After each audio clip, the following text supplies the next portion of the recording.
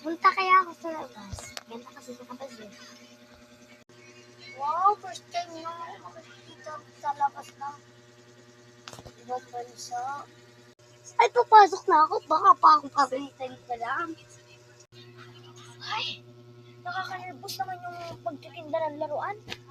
Kakainis. Asan si guard? Tawagin mo nga. Bakit po, madam? Ikaw ha? Sabi kong ihatid mo sa akin yung hindi ako tiga dito sa ibang bansa. Kaya ibang salita ko, kaya tandaan mo yan. Ayan, dalhin mo nga to dun. Papagod ako. Sabi ko dalhin mo yung kotse dun.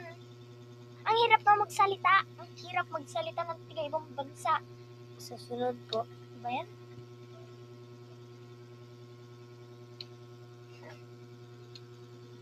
Go.